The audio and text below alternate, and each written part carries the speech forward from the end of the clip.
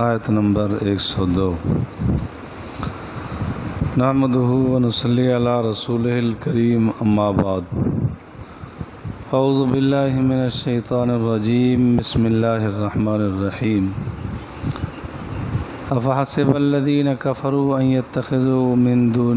یتخذوا عبادی من دونی اولیاء انا اعتدنا جہنم للکافرین نزلا۔ صدق اللہ العظیم۔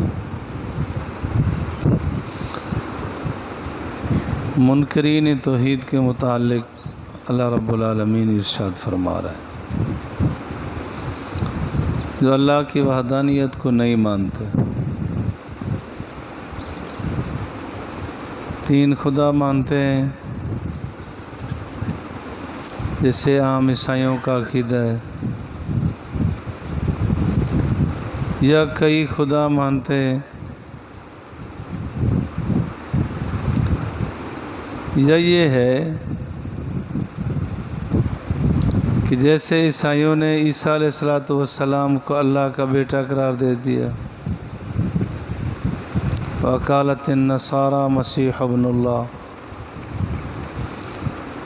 یہود نے حضرت عزیر علیہ السلام کو اللہ کا بیٹا مانا،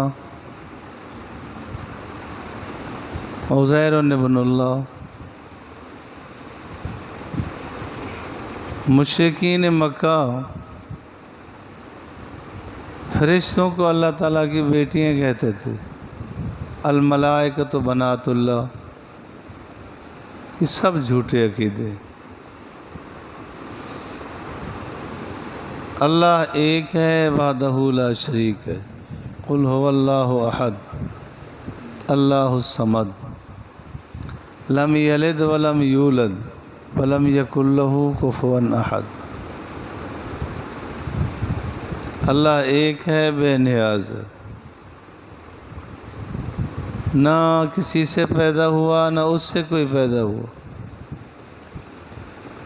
اللہ تعالیٰ کا کوئی رشتہ دار، کوئی خاندان نہیں ہے۔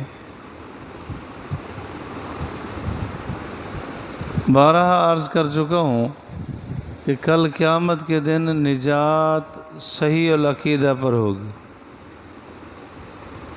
اگر عقیدہ صحیح نہیں ہے، نجات نہیں ہوگی، پھر جہنم مقدر ہے۔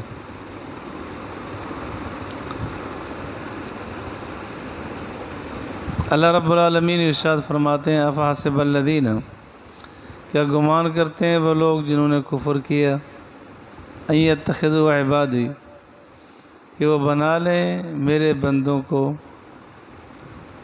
من دون اولیاء، میرے علاوہ اپنا کارساز بنا لیں، مشکل کشا، حاجت روا، اس کو بنا لیں۔ ایک صحابی واقعہ بیان کرتے ہیں، کہتے ہیں میں سفر کرنے لگا تو میں نے کہا کہ میں اپنا خدا بنا کے لے جاؤں، تو میں نے ایک پتھر کا بنایا، میں جا رہا تھا تو ایک اور پتھر مجھے بڑا اچھا لگا، اس کو میں نے ڈال دیا تو اور بنا لیا۔ جب مسلمان ہو گئے تھے پھر تعجب ہوا کہ یہ خدا کیا ہے جس کو پھینک دیے۔ ایک مرتبہ کا فرماتے ہیں کہ میں نے معبود اپنا بنایا جس کی میں عبادت کروں تو آٹے کا بنا لیا۔ تو ایک جگہ میں نے اسے رکھا کہ میں قضائے حاجت کے لیے جاؤں، جب واپس آیا تو کتا اس پر پیشاب کر رہا تھا، تو میرے دل کو ٹھوکر لگی، جو اپنے آپ کو پیشاب سے نہیں بچا سکتا وہ مجھے بچائے گا۔ تو اللہ وحدہ لا شریک ہے، اللہ کی ذات اور صفات میں کوئی شریک نہیں۔ ما تحت الاسباب تو ٹھیک ہے، کسی سے دعا کرا لو، کسی اللہ والے کے پاس چلے جاؤ، کہو کہ جی میرے لیے آپ دعا کریں، اللہ مجھے صاحب اولاد بنا دے، اللہ میرے مشکلات دور کر دے۔ یہ کہنا کسی اللہ والے کو، بزرگ کو یا غیر بزرگ کو کہ تو دے دے، ایسا نہیں ہوتا۔ یا بولے من یشاء اناسا و یا بولے من یشاء الذکور، اللہ چاہے بچیاں دے، چاہے بچے دے، چاہے ملا جلا کر دے، وہ یجعل من یشاء عقیما، اگر چاہے تو بالکل بانجھ بنا دے، کچھ بھی نہ دے۔ سارے اختیارات کا مالک اللہ ہے۔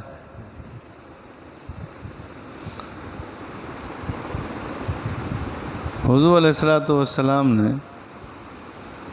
کیا نہیں چاہا ہوگا کہ میرے بیٹے جوان ہو جائیں؟ یقیناً چاہو، لیکن اللہ کی چاہت پر اپنی چاہت کو قربان کر دیا کہ اللہ نے چاہا چلے گئے چلے گئے۔ تو ساری کائنات اللہ کی محتاج ہے، اللہ کسی کا محتاج نہیں، یاد رکھ، اسی پر نجات ہوگی۔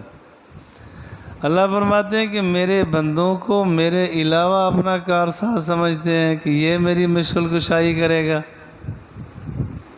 یہ میری حاجت روائی کرے گا۔ نہیں، ایسا نہیں ہوگا۔ اللہ چاہتے ہیں تو وہ ہوتا ہے۔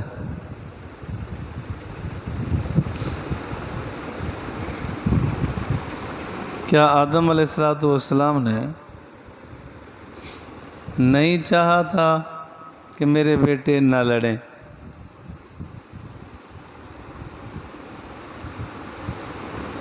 آخر وہی ہوا جو اللہ نے چاہا۔ کیا نوح علیہ السلام دعا نہیں کر رہے تھے کہ یا اللہ میرے بیٹے کو بچا دے، جو ڈوب رہا تھا، کنعان ڈوب رہا تھا؟ نوح علیہ السلام دعا مانگ رہے تھے کہ یا اللہ اسے بچا دے۔ اللہ تعالیٰ نے بطور تنبیہ فرمایا لیس من اہلک انہ عمل غیر صالح، وہ تمہارا تابع دار نہیں ہے، اس کے عمل بد ہیں، اس کے متعلق دعا نہ کرو۔ پھر کسی آیت میں، کسی حدیث میں نہیں ہے کہ نوح علیہ السلام نے پھر کبھی مانگی۔ اللہ کی رضا پر راضی۔ تو سارے اختیارات کا مالک اللہ ہے۔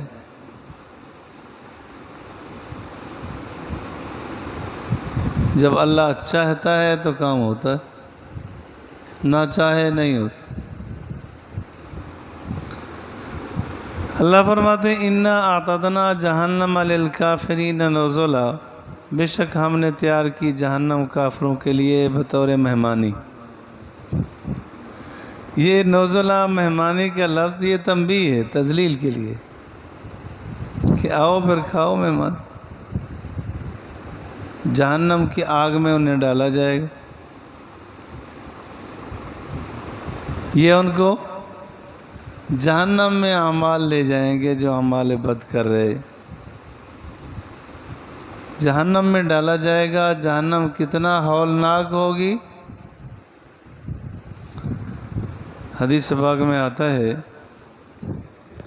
ابردوا بالظہر فإن شدۃ الحر من فیح جہنم،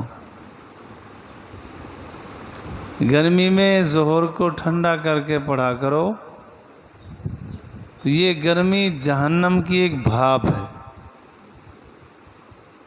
جہنم ایک سانس لیتی ہے، گرمی میں کیا عالم ہوتا ہے، کیا حالت ہوتی ہے، تو خود جہنم کا کیا عالم ہوگا کہ جو دنیا کی آگ سے 69 درجہ سخت ہے، یہ برداشت نہیں ہوتی، وہ کیسے برداشت ہوگی؟ ہر وقت توبہ کرنی چاہیے، استغفار کرنا چاہیے، اللہ سے معافی مانگنی چاہیے۔ اللہ فرماتے ہیں قُلْ هَلْ نُنَبِّئُكُمْ، فرما دیجئے کیا میں تم کو خبر دوں بالاخسرین اعمالا، جو سب سے زیادہ خسارے میں پڑنے والے ہیں اعمال کے اعتبار سے۔ اللہ فرما رہے ہیں کہ آپ ان سے پوچھیں کہ میں تمہیں بتاؤں جو سب سے زیادہ خسارے اور نقصان میں جا رہے. الذین ضل سعیہم، وہ لوگ ہیں جن کو ان کی سعی نے ضائع کر دیا، ناکام کر دیا فی الحیات الدنیا، دنیا کی زندگی میں. کوشش مختلف ہوتی ہے، کسی کی دین پر، کسی کی دنیا پر. اللہ فرماتے ہیں ان سعیکم لشتی، تمہاری کوششیں مختلف ہیں. کسی نے دنیا پر محنت کی، بڑے عرصے کی بات ہے، کلاشن کوف ایک آدمی کا نام جس نے یہ کلاشن کوف بنائی تھی. اس وقت اخبار میں دیکھا تھا جب اس کی عمر 80 سال تھی، تو وہ اظہار افسوس کر رہا تھا کہ کاش میں یہ نہ بناتا. کتنا لوگوں کی جان لے چکی، کیا بھی ایجاد تو کر بیٹھا. تو دنیاوی بہت سارے ایسے کام جو کرنے کو کیے جاتے ہیں لیکن وہ ہیں قابل افسوس، کرنے کو کر گئے. بنیادی چیز ایمان والو ایمان ہے. اگر ایمان نہ ہو نا تو جتنا بڑے کام کر جائے وہ سارے زیرو ہیں، ان کا کوئی وزن، کوئی حیثیت، کوئی کیفیت نہیں ہوگی. جیسے نماز کے لیے وضو شرط ہے نا، نماز کے لیے وضو شرط ہے. اگر وضو ہی نہیں کیا، وہ 1 رکعت نہیں 1,00,000 نماز پڑھ لے تو آپ کیا فتویٰ دیں گے؟ نماز قبول ہے؟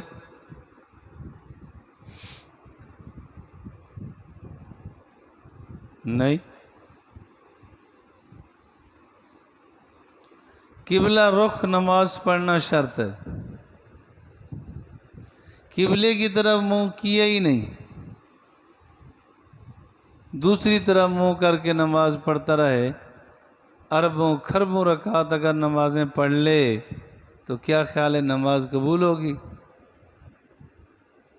بالکل قبول نہیں ہوگی.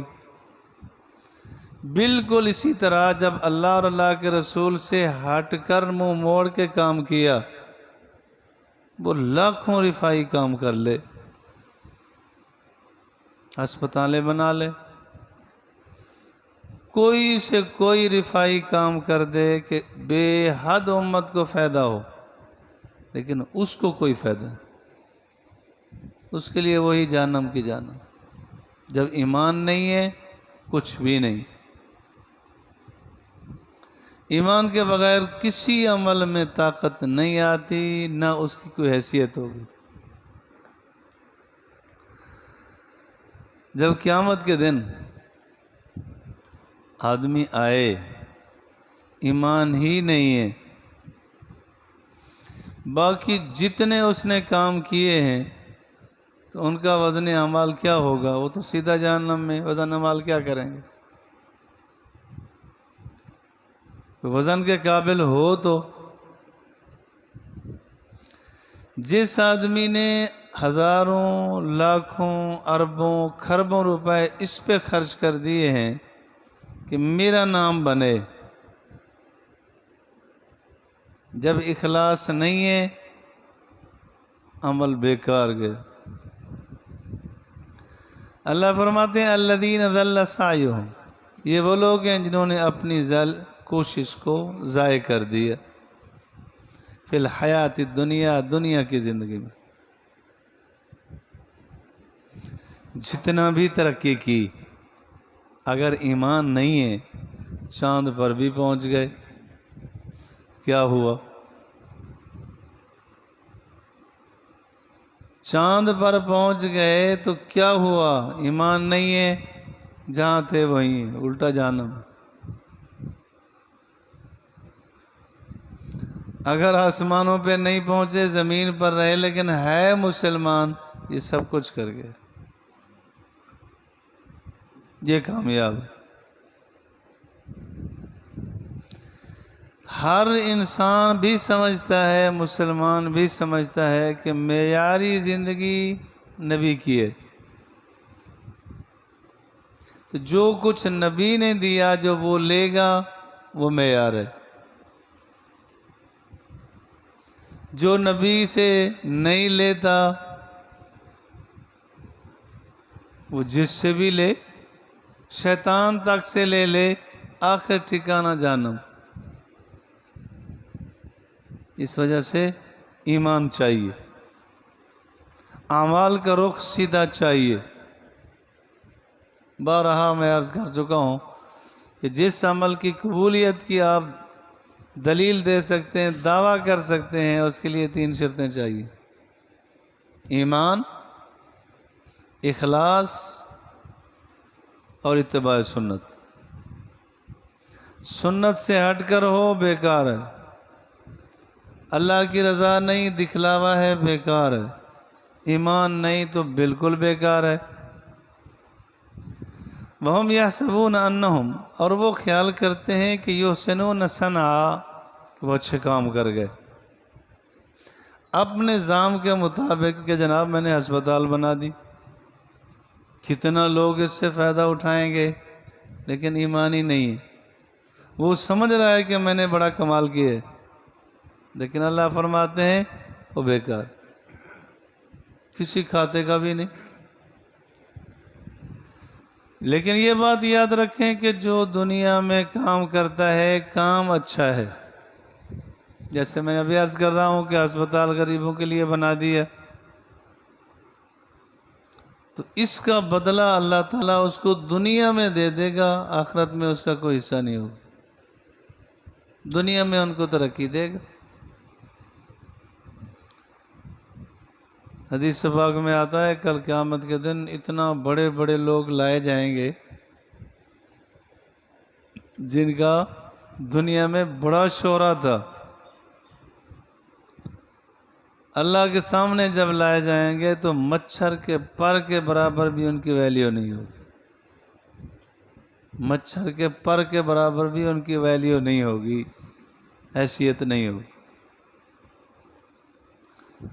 اولئک الذین، یہ لوگ ہیں جنہوں نے کفر کیا بآیات ربہم، اپنے رب کی آیات کا، ولقائہ، اور رب کی ملاقات کا انکار کرتے ہیں۔ ایک ملاقات کا انکار یہ ہوتا ہے کہ جی کوئی موت نہیں، کوئی جنت جہنم نہیں، کوئی اسلام نہیں، کچھ نہیں، یہ واہیات باتیں۔ ایک ہے کہ عملی طور پہ انکار کرتے ہیں۔ حدیث پاک میں آتا ہے من احب لقاء اللہ احب اللہ لقاءہ، ومن کرہ لقاء اللہ کرہ اللہ لقاءہ، کہ جو اللہ کی ملاقات کو پسند کرتا ہے، اللہ اس کو پسند کرتا ہے۔